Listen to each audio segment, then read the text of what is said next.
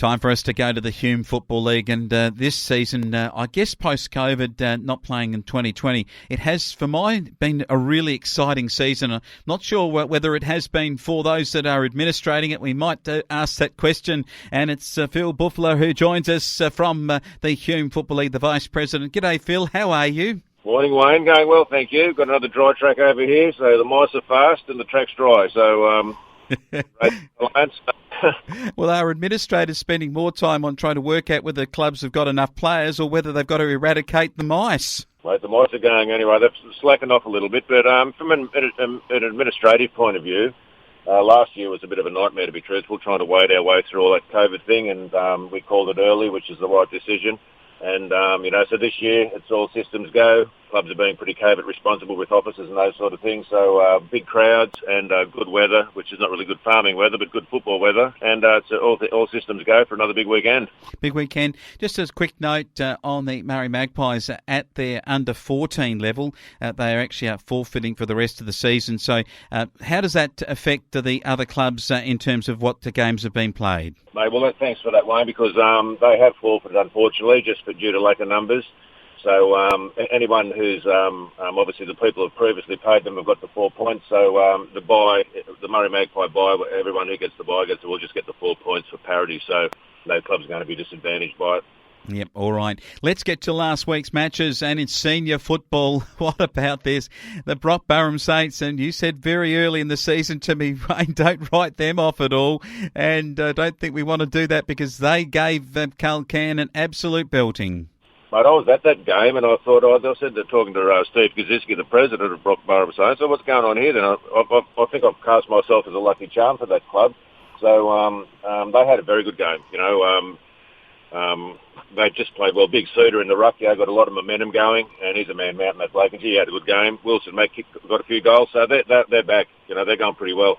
Mack and Cupido did the damage up forward with 6 and 5 respectively. Garland booted 3 along with Talent. He's a talent with 3. And it was W. Mack, M. Seater, as you mentioned, and M. Kosicki amongst the better players. That name, of course, featuring down at Hawthorn right now. What about this huge win? It was Holbrook 2021 beating the Murray Magpies 2 behinds. It's a tough outing and disappointing that the Magpies weren't in a senior match of football able to get a goal on the board. Yeah, it's pretty hard, mate, honestly. I just feel sorry for them. I mean, they're fronting up every week. I just feel sorry for the players. It must be a bit debilitating getting flogged like that. So let's hope that they get up and about. I mean, they're trying, and let's hope it's only a matter of time before they can get up. So we're supporting them as a league, obviously. So, let's get around them a bit. Yeah, absolutely. What about this match of the round status? Lockhart 10-8-68 to How Long 9-11-65. Wheatra with 3, Amory with 3, and Colohan, Magosis and Amory played brilliant football for Lockhart. They were just magnificent, and they put themselves up into 4th place.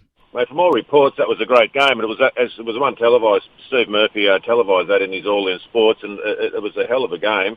We're watching on the thing. So Lockhart were probably, I think they were something like 9 points down at three-quarter time, kicking into the wind in the last quarter and got up. So it was just unbelievable. And what about the Oaklands over there, Billabong Crows? No match for Henty.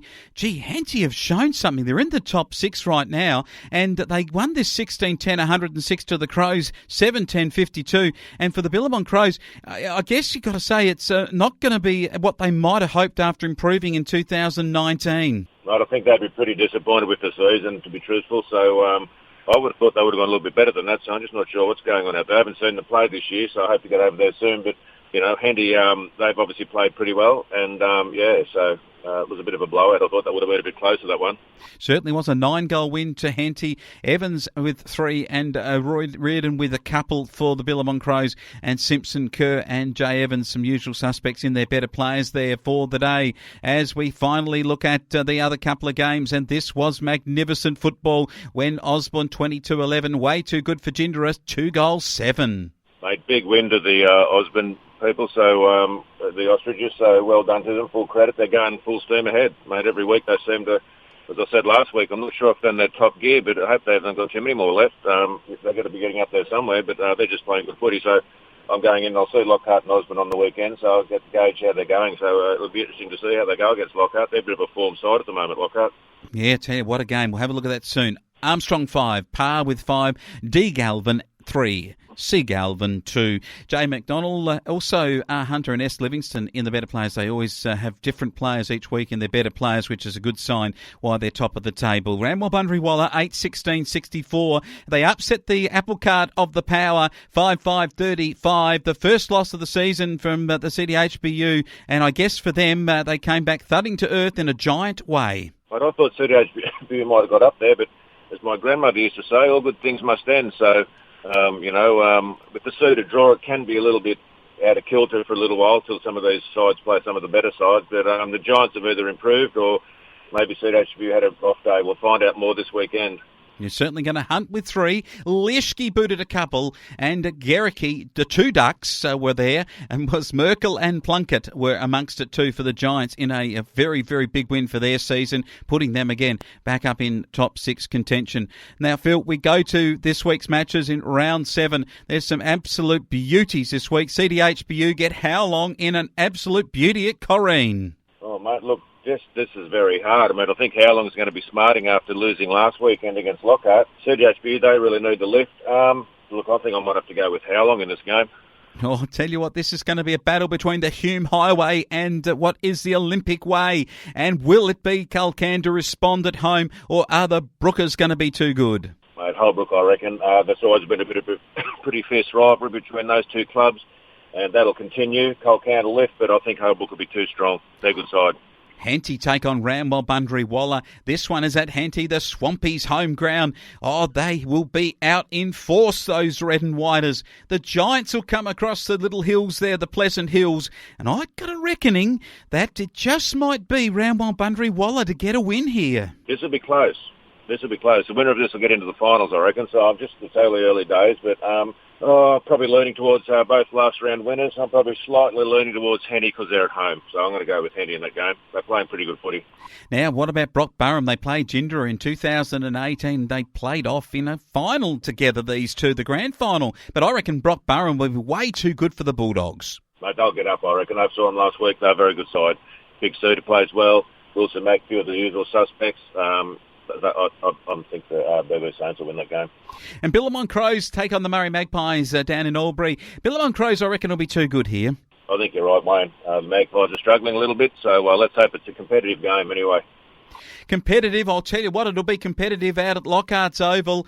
They've got that massive, beautiful, big painted water tower that is at the northern end as you look across the ground. And the Osmond folk, well, they'll come in from out at their beautiful little paddocks out there along the way. They'll be in big force and in loud force as they take on their arch rivals in what will be a magnificent game. Will be a good game, this. Now, Lockhart, another thing about Lockhart, they've had every game bar their first one, I think it was, has been away because they've been doing their canteen renovation. So the big opening of the canteens tomorrow, so I hope they're full capacity because it's going to be a big crowd and they'll be busy. Look, honestly, I think it'll be closer than people think, but I think Osmond are going to be too good.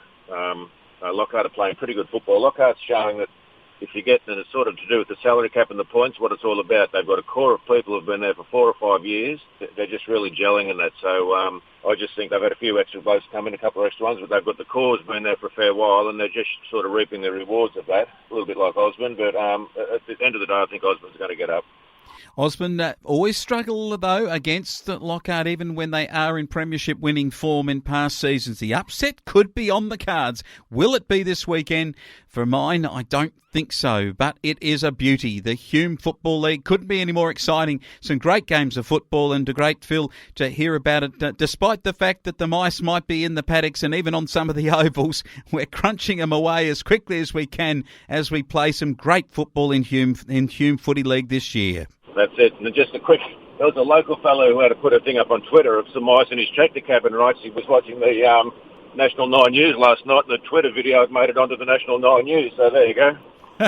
He's doing pretty well. I think a few of you are up your way. Unfortunately, we'd wish we were doing better without the mice and more rain on the way, we hope, pretty soon. Phil Bouffler talking Hume football. We'll catch up with you next week. Good on you. Thanks, Wayne.